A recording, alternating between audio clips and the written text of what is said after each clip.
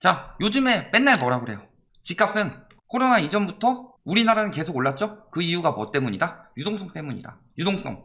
유동성 외에도 여러 가지 있었죠. 뭐 다주택자들이 집을 많이 마련할 수 있는 환경, 뭐 전세 제도라는 우리나라의 뭐 특별한 제도, 선분양, 뭐 여러 가지들이 있는데 그 전에도 우리나라는 계속 올랐어요. 그 핵심이 되는 정책이 뭐였다? 초이노믹스 때부터였다. 왜 그렇게 되느냐? 다른 나라들은 유동성 축소하는데 우리나라는 유동성을 확대하고 있으니까. 그래서 심리 다 만들어지고 뒤늦게 유동성 축소해도 잘 안 됐었죠. 그러다가 6.19 때, 8.2 때, 그 다음에 9.13 때도 유동성은 축소를 했다. 그런데 지금 보면 어때요? 유동성 계속 축소하고 있는데요? 축소는 했는데 금리가 떨어지면 유동성은 당연히 확대가 되죠. 물론 지금 말씀드린 거는 우리나라가 유동성 장세다 이게 아니라 대출 유동성이 늘어났다. 그러면은 자산시장에 거품이 생기죠. 그게 예전부터 진행이 됐는데 이번에 코로나 시국으로 굉장히 심각해졌죠. 그래서 외국 부동산들이 뜨기 시작하니까 봐라, 외국도 뜨지 않냐, 우리나라는 계속 뜰 것이다. 근데 우리나라는 그 전부터 계속 올랐고, 그리고 외국 유동성 때문에 올랐다는 것들 벌써 영향을 받고 있죠. 자, 아직 테이퍼링 시작 안 했어요, 미국. 그런데 어때요?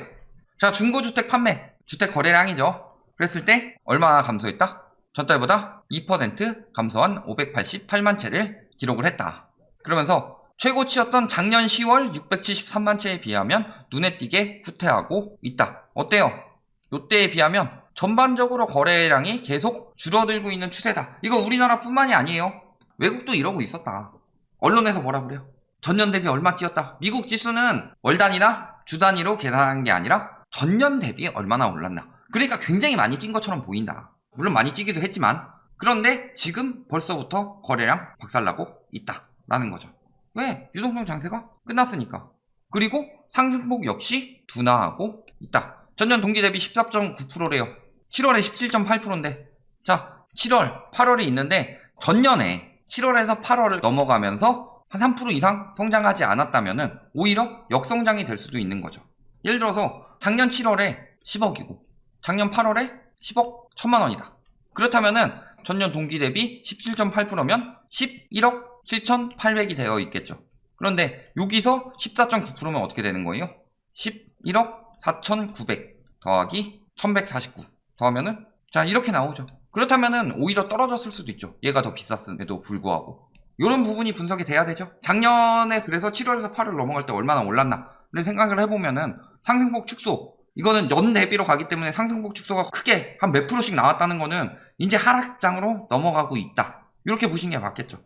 아직 상승하고 있어요. 예시를 저렇게 들었을 뿐이지. 그러니까 상승폭이 다음에 더 축소가 된다.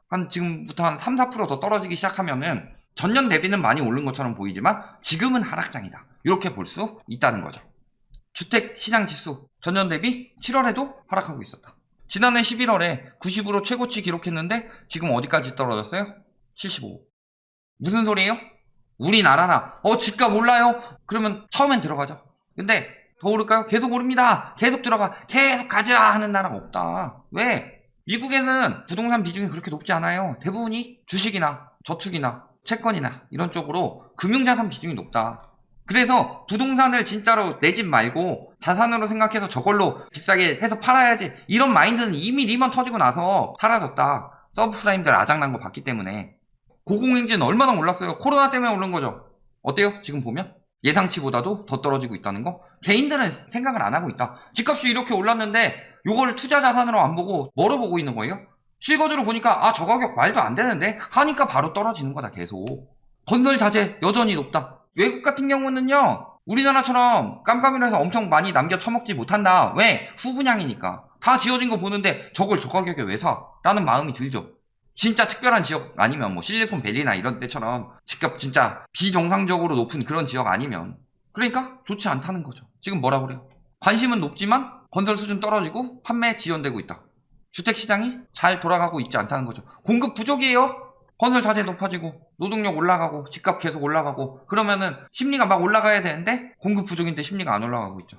공급 부족 가지고 언제까지 털 거냐 우리나라한테. 자 거기다가 지금 보면은 재고량 감소 우리나라랑 똑같은 이야기하죠. 왜? 거래량이 떨어진 이유가 집값이 떨어지는 신호가 아니다라고 이야기해야지 우리나라도 계속 오른다라고 이야기할 수 있겠죠. 그러니까 뭐라 그래요? 주택 재고가 13.4% 줄었기 때문에 거래량이 줄어든 거다. 무슨 얘기하고 있는 거예요?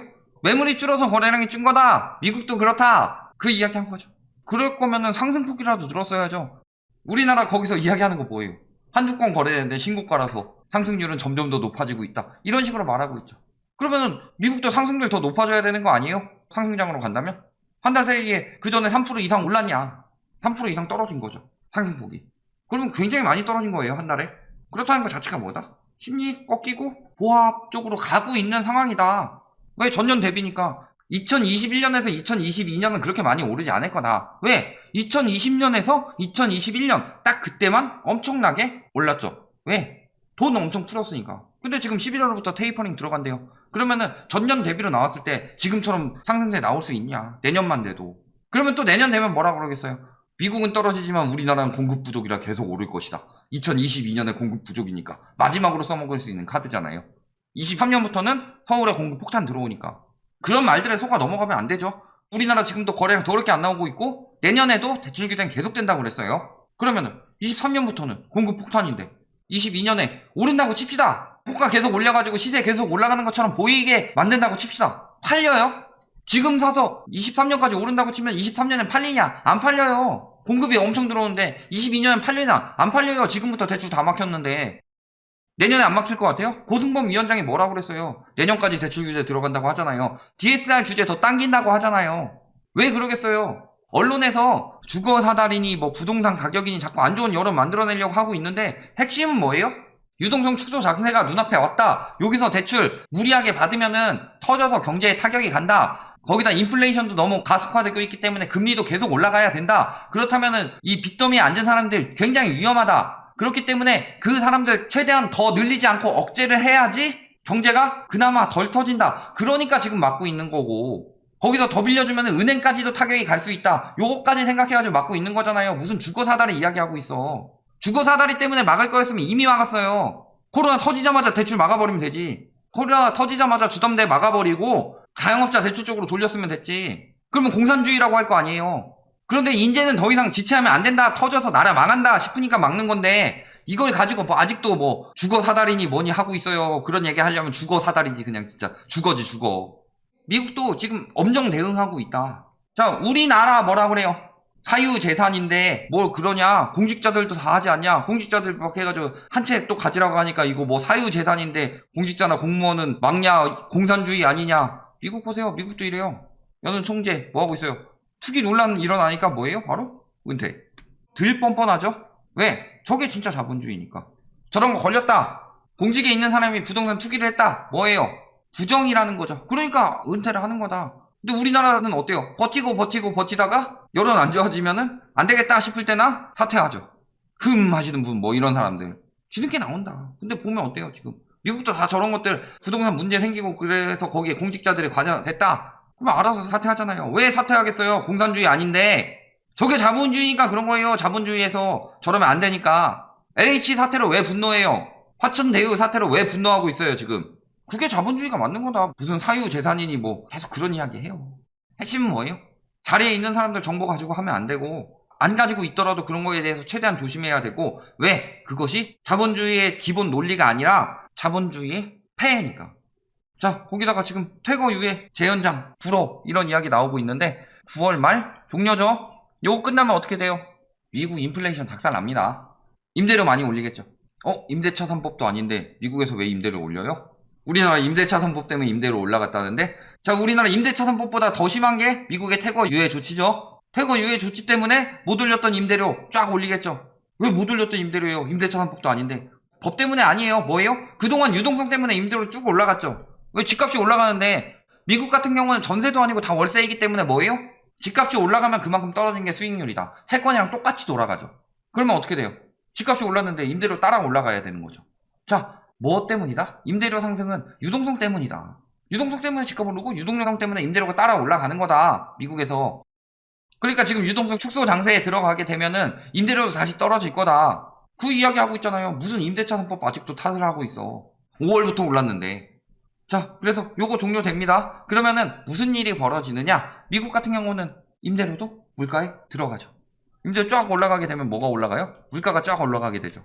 자, 미국에서 연준 위원들이 왜 내년에 금리 인상으로 절반 이상이나 이야기가 나왔냐? 물가 때문이죠. 아직 고용 회복 안 됐는데. 그럼 물가가 인플레이션이 더 안 잡힌다. 이게 그리고 장기화 될 수밖에 없죠? 왜? 재계약 하니까. 그럼 어떻게 돼요? 금리 인상? 시점도 빨라지고 폭도 많이 올라가겠죠. 그런 식으로 억제를 해서 집값을 낮출 것이다. 수익률을 맞춰가지고. 그런 식으로 진행이 될 가능성이 굉장히 높아 보이죠. 자, 거기다가 지금 요걸 잘 보셔야 됩니다. 요거 뭐예요? MBS 주택저당증권이죠. 주택저당증권이 뭐예요? 은행에서 집을 사라고 돈을 빌려줘요. 그러면 돈이 없어요. 돈이 없으니까 더 못 빌려주니까 뭐 한 거예요? MBS 증권 발행해서 이 사람한테 빌려와서 다음 사람한테 또 빌려주고. 이게 리먼 브라더스 사태의 전말이죠. 이게 다시 돌고 있다는 건 무슨 소리예요? 금융위기 이후 최고치에 해당한다. 금융위기 직전에 거의 점점 더 사람들 눈이 돌아갔었죠. 이거를 먼저 한 2년 전부터 본 사람이 누구다? 빅쇼트에 나오는 마이클 버리다. 똑같은 모습이 또 나오고 있어요. 사람의 욕심은 항상 같은 실수를 반복하게 된다. 경험하지 않은 것을 역사에서 안 배우고 욕심에 눈이 돌아가서 똑같은 실수 또 나오고 있는 거다. 지금 나오고 있는 게 2008년 금융위기랑 똑같은 모습들이 나오고 있다라는 거죠. 그럼 그 다음에 뭐예요? 터지는 거지. 다만 그때보다는 조금 더 미래 자산 대비를 하고 또 유동성 장대 때문에 터진 일이기 때문에 억제를 하고 있고, 그런 점에 대해서 어느 정도 대비는 될 테지만 똑같이 터질 가능성이 굉장히 높아진다. 근데 지금 유동성 풀 만큼 풀고 금리 낮출 만큼 낮췄어요. 어떻게 하겠어요? 회수해야지. 물가도 올라가고 있는데. 스태그플레이션 이야기 계속 오늘 또 다시 뜨고 있죠. 왜 그러겠어요? 결론, 미국 거래량 감소, 상승률 감소. 미국도 똑같이 매물 부족 때문이라고 막 이런 식으로 몰아붙이려고 하는데 상승률은 왜 줄어요 그럼? 거기다가 지금 임대료 올리려고 할 테지만 공실 가능성도 높아지고 있습니다. 왜? 태고 유예하고 확 높이면 누가 들어오냐. 지금 유동성 떨어지는데. 그래서 임대료를 올리려고 하니까 물가는 올라가는데 공실 가능성 늘어나니까 집 가진 사람들은 위험해진다.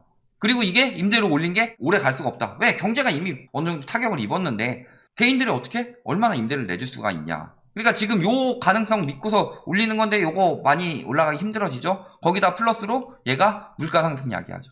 그러니까 집값 확 올라가서 임대료 확 올라가면서 물가 상승 장기적으로 야기를 했지만 공실 나기 때문에 오래 갈 수가 없다. 이렇게 보이는 거죠. 자, 금리 계속 올라갈 거고 테이퍼링 진행될 거고 이거 점점 더 앞당겨질 거죠. 미국부터 저 모양 나고 있는데 MBS 막 늘어나고 예전처럼 막 그냥 투기 돌고 있는 거 유동성 장세에서 늘 일어나는 일이고 그거 곧 터집니다. 왜? 한번 당했으니까. 미국 정부에서 대응을 허투루 하겠느냐. 이런 부분까지 봤을 때 미국 부동산 앞으로 어떻게 될 것인가, 그 다음에 우리나라 부동산으로 어떻게 영향을 미칠 것인가, 답은 다 나와 있다. 여기까지 말씀드리겠습니다.